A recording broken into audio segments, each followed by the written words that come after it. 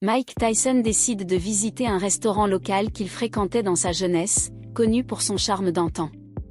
Le restaurant est maintenant situé dans une zone gouvernée par un gang notoire, réputé pour son comportement raciste.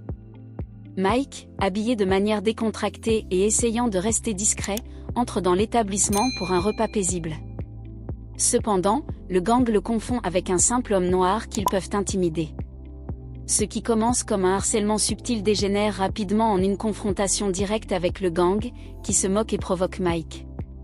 Ils ne savent pas qu'ils viennent de se frotter au plus grand gang de la planète. Le boxeur le plus légendaire, avec une combinaison de calme, de retenue, de mouvements calculés et de puissance indéniable, enseigne au gang une leçon qu'ils n'oublieront jamais. Abonnez-vous et aimez cette vidéo pour voir comment l'histoire se dévoile sous l'étreinte chaleureuse d'un après-midi lumineux et sans nuages. Mike Tyson traverse un quartier de banlieue pittoresque dans sa voiture noire élégante. La lumière du soleil scintille sur le capot poli, la douce brise porte le chant des oiseaux et les échos des rires joyeux. La scène semble presque idyllique, mais Mike ne sait pas que le danger se cache juste au coin de la rue. Mike conduit le long des rues tranquilles, il aperçoit un panneau familier, un souffle du passé qui le ramène à son adolescence. La lueur nostalgique du rétro-dîner, une relique d'une époque plus simple, l'attire comme un papillon vers une flamme sans hésitation. Mike gare sa voiture sur une place de parking et éteint le moteur. Un sourire s'étale sur son visage, le souvenir de cheeseburgers gras et de soda à volonté remplit son esprit. Mike Tyson, savourant les souvenirs d'un temps révolu, marmonne pour lui-même avec un sourire nostalgique. « Je ne suis pas venu ici depuis des années, voyons s'ils font toujours cette tarte aux pommes qui tue. » Son moral est rehaussé par la perspective d'une délicieuse part d'Americana. Mike sort de sa voiture, ses yeux pétillants d'une impatience enfantine. Il se dirige vers le restaurant, complètement inconscient des regards hostiles qui suivent chacun de ses mouvements. Vêtu d'un simple sweat à capuche et d'un jean, Mike marche d'un pas détendu, sa posture ne trahissant aucune trace de la légende de la boxe en lui. Il se mêle aux convives, son tempérament calme et son apparence discrète se fondant parfaitement dans la foule animée de l'heure du déjeuner.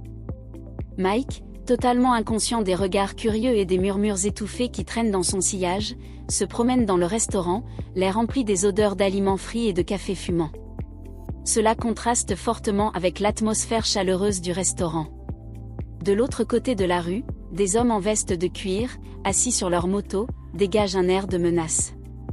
Leur rire brutal et leur raillerie résonnent dans l'air chaud de l'après-midi. Des éclats de moquerie s'abattent comme des pics dans la direction de Mike. Les motards, leurs yeux brûlants de haine, sont membres du même gang. Leur insigne est un symbole de préjugés, d'intolérance et de violence. À leur insu, leur cible, Mike Tyson, est entré dans le restaurant sans le savoir, préparant le terrain pour une confrontation. Le chef du gang de motards, son expression marquée par un sourire tordu, se moque avec dédain de la silhouette sans méfiance de Mike. Il parle avec un ton qui dégouline de mépris, son dédain pour la présence de Mike mijotant sous la surface. Regardez ce type, il pense probablement qu'il est le propriétaire des lieux. Donnons-lui une leçon, dit-il, ses yeux brillants de malice. Sa voix rauque dans l'air est comme du papier de verre. Les autres motards hochent la tête en signe d'accord, impatients de se battre. L'un d'eux, un homme avec un air d'arrogance cruelle, ses yeux se plissant en des fentes vicieuses, intervient avec un défi au plan de son chef, on devrait lui montrer qui dirige vraiment ce quartier. Sa voix est teintée de menace, et la promesse de violence résonne comme un gant jeté aux pieds du gang de motards. Le reste du gang sourit méchamment, leurs tatouages et piercings scintillant dans la lumière de l'après-midi comme des talismans prédateurs. Le chef de gang, son expression un masque froid de cruauté, répond avec une nonchalance glaçante, trahissant sa vision tordue du plaisir. Alors finissons d'abord nos verres, puis nous nous amuserons un peu. Il prend une longue gorgée de sa bouteille, son regard ne se détournant jamais de la silhouette de Mike à l'intérieur du restaurant. Les motards, tels des loups affamés, attendent de bondir sur leur proie. Ils sirotent leur boisson en observant lentement chaque mouvement de Mike à travers la fenêtre du restaurant. À l'intérieur du restaurant, Mike glisse sur un tabouret au comptoir, ses yeux brillants d'une joie enfantine. Il lance un sourire amical à la serveuse, une femme plus âgée nommée Diane, dont les yeux s'écarquillent en signe de reconnaissance au moment où elle le voit. « Salut Diane, ça fait une éternité, dit Mike avec un sourire. Diane sourit et répond, Mike Tyson. Eh bien, moi, Albie, je ne t'ai pas vu dans le coin depuis des années. Es-tu de retour pour botter des culs sur le ring? Les plaisanteries entre eux sont décontractées et confortables, comme de vieux amis qui se retrouvent autour d'un café. Le rire de Mike résonne comme un son authentique, dansant dans l'air avec le tintement de la cloche du restaurant au-dessus de la porte. Non, non, juste un café aujourd'hui, Diane. Comment vas-tu? Comment va la famille? Diane, réchauffée par la gentillesse de Mike, joint ses mains et sourit chaleureusement. Mais son sourire hésite un peu, et elle fronce les sourcils en regardant par-dessus son épaule, baissant la voix. Mike, j'ai été sage, mais tu devrais peut-être manger vite et quitter cette zone. Ce n'est plus ce que c'était. Il y a quelques brebis galeuses par ici maintenant, et je détesterais que tu sois mêlé à des ennuis, surtout avec ta renommée. L'avertissement de Diane, son ton chargé d'inquiétude, révèle la vérité sur le déclin du quartier, jetant une ombre sur la paix de cet après-midi. Mike, son attention attirée par le changement subtil du langage corporel de Diane, suit son regard vers la fenêtre. À l'extérieur, le gang de motards, se prélassant de l'autre côté de la rue, semblait accorder un peu trop d'attention à leur conversation. Le sourire facile de Mike s'estompe, ses yeux se rétrécissant tandis que son regard se pose sur les hommes. Une vague de prudence le traverse.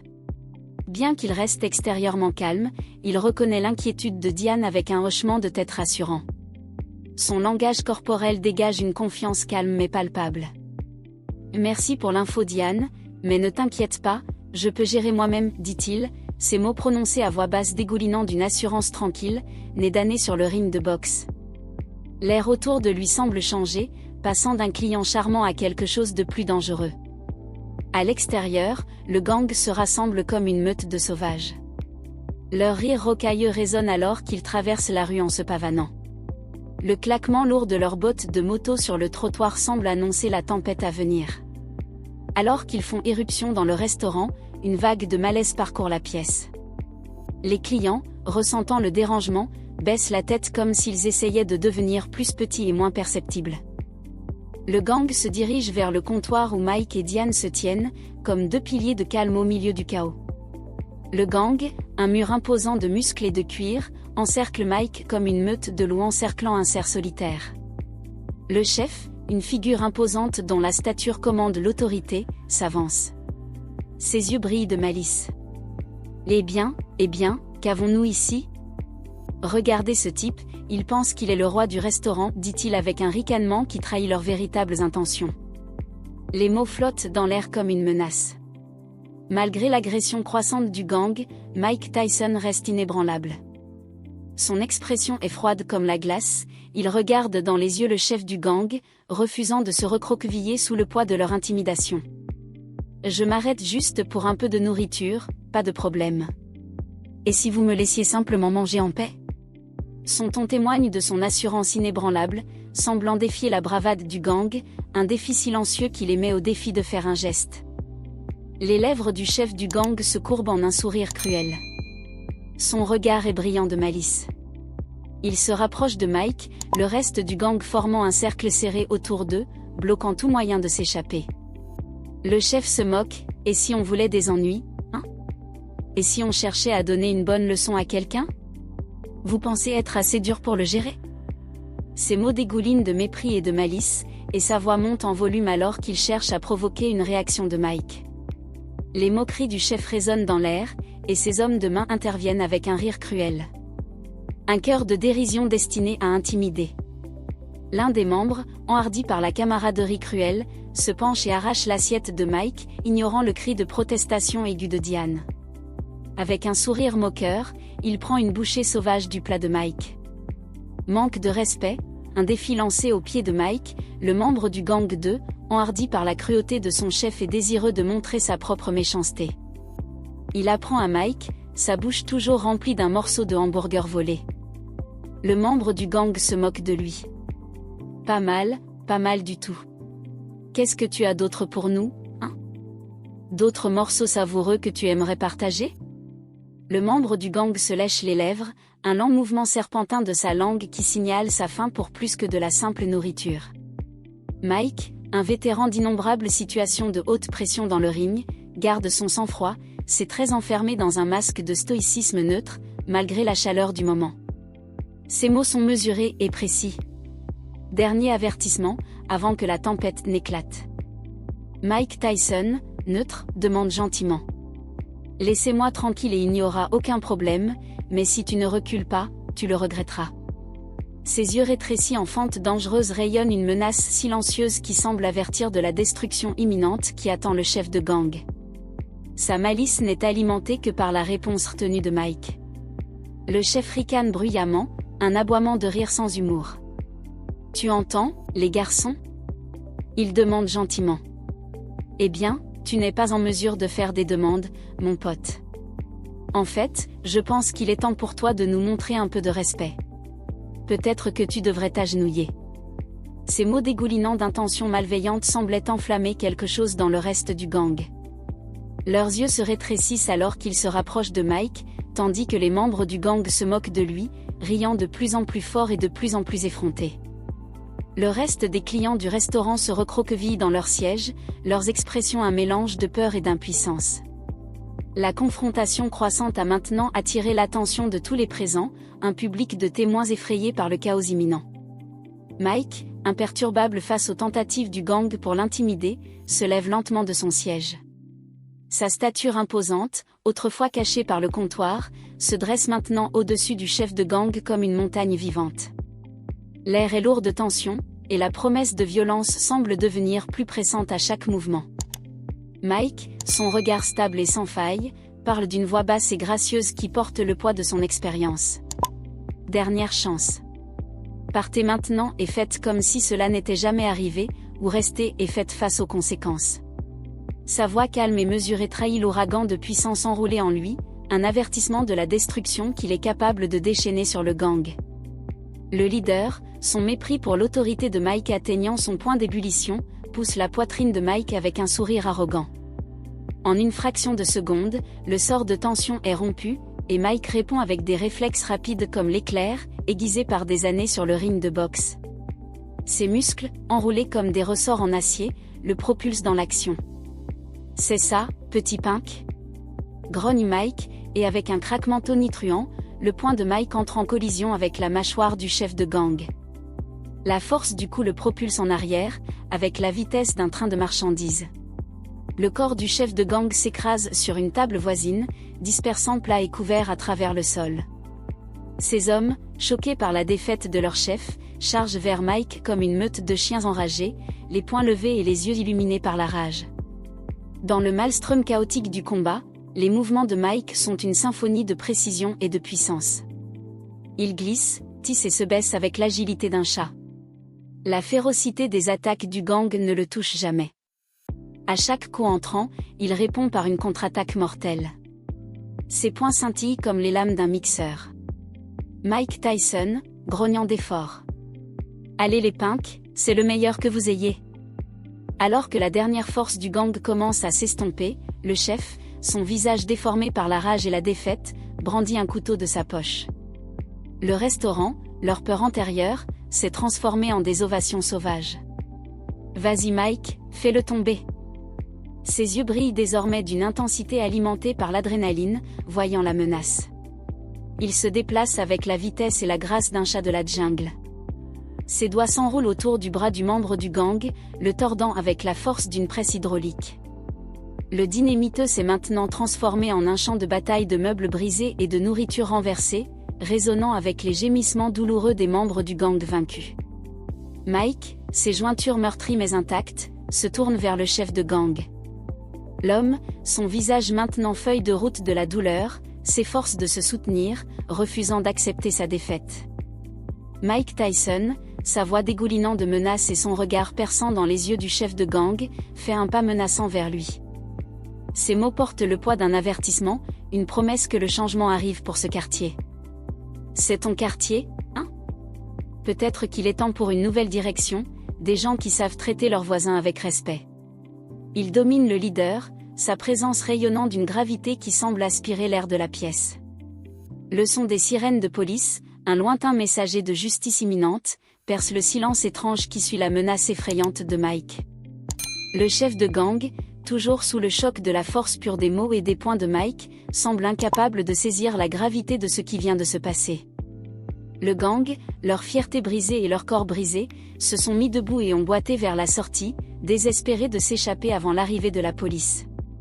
Ils s'enfuient, laissant le restaurant dans un état de désordre, un monument à leur défaite. Le rugissement des applaudissements qui éclatent parmi les autres convives résonne dans le dîner brisé, étouffant le bruit des sirènes qui s'estompent. Diane, les mains brûlantes d'excitation, applaudit avec enthousiasme. « C'était incroyable, Mike. Je savais que tu l'avais en toi. » Les clients, leur peur antérieure transformée en crainte et gratitude, se joignent aux applaudissements. Les acclamations montent en une vague, remplissant le restaurant d'une cacophonie de célébrations.